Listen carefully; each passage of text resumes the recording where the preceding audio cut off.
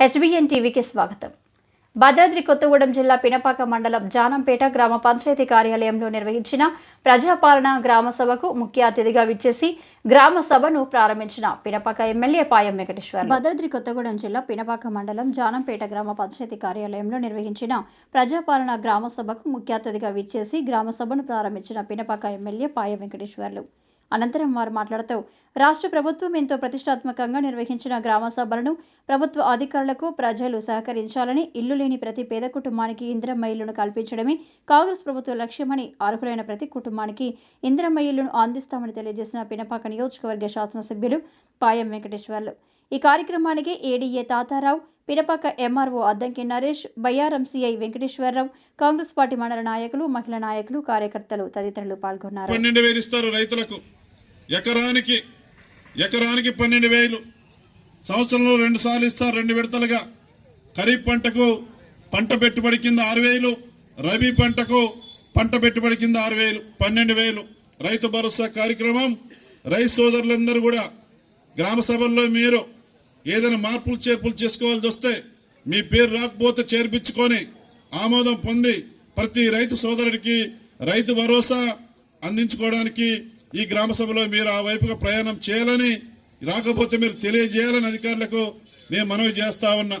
రెండవది, ఆత్మీయ భరోసా అనేది మరి ఇవాళ మహాత్మా గాంధీ గ్రామీణ ఉపాధి హామీ పథకంలో జాబ్ కార్డులు పొంది ఎవరైతే చెట్టు వ్యవసాయ భూమి లేని కూలీలు 100 రోజులు పని చేస్తూ ఉన్నారో అటువంటి వాళ్లకు జాబ్ కార్డు పొందిన వాళ్ళు ఎవరైనా అర్హత కలిగిన కూలీలు ఉన్నా సరే వాళ్ళు కూడా దరఖాస్తు పెట్టుకోండి. వాళ్ళకు కూడా ఇందిరమ్మ ఆత్మీయ భరోసాలో సంవత్సరానికి సెంటు వ్యవసాయ భూమి లేని కూలీలకు కూడా మన ప్రభుత్వం, మీరు ఎన్నుకున్న ప్రభుత్వం, మన కాంగ్రెస్ పార్టీ ప్రభుత్వం సంవత్సరానికి 12,000 మీ అకౌంట్లో వేయబోతా ఉంది. ఆ పథకం కూడా ఈ నెల 26వ తారీఖున ప్రారంభం చేస్తూ ఉంది మన ప్రభుత్వం.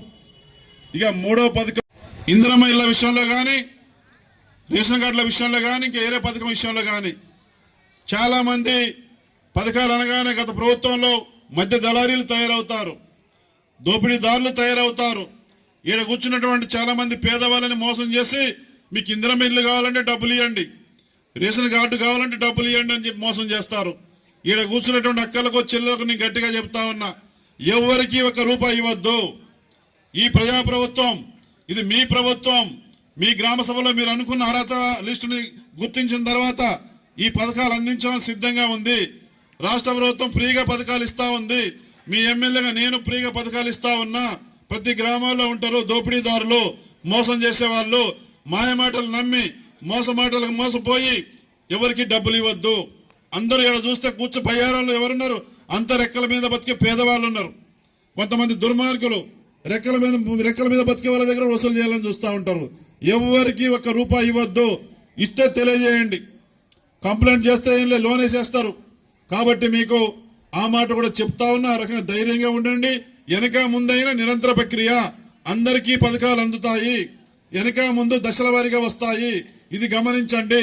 ఇప్పుడు 4 పథకాలకు సంబంధించి లిస్టులు చదువుతారు. అందరు వినండి.